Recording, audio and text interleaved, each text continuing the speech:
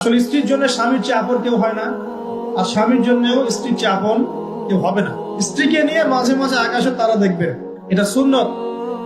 স্ত্রীকে নিয়ে রাত্রেবেলা একটু হাঁটাহাঁটি করেন, গল্প গুজব করেন, সুন্নত। অনেক সুন্নত কিন্তু উঠে গেছে এখন।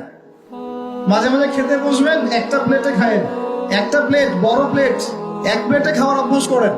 নবী সাল্লাল্লাহু আলাইহি ওয়াসাল্লামের একটা হাদিস এমনও আসছে, আয়েশা রাদিয়াল্লাহু আনহা সম্পৃক্ত, একসাথে গোসলও করেছেন তারা। চিন্তা করা যায় এখন? একসাথে গোসলও করেছেন। আয়েশা রাদিয়াল্লাহু আনহা বলতেন যে আমার হাতের সাথে নবী সাল্লাল্লাহু আলাইহি ওয়াসাল্লামের হাত টাচ লাগতেছিল পানি নেওয়ার সময়। আমরা কারাকারি করতেছি পানি নেওয়ার সময়, কে আগে পানি নিবে। ইসলাম এর মধ্যে সবকিছুর সমাধান নাই। ইসলাম এমন একটা religion, complete code of life, যেখানে প্রতিটা বিষয়ের হেদায়েত আছে। এমনকি পরিবারের এই ছোট ছোট বিষয়গুলো, স্ত্রীকে মাঝে মাঝে হাতে খাইয়ে দিবেন, সুন্নত, নেকি পাবেন। সবচেয়ে উত্তম খরচ সেটা, যেটা আপনি আপনার পরিবারের পিছনে করেন।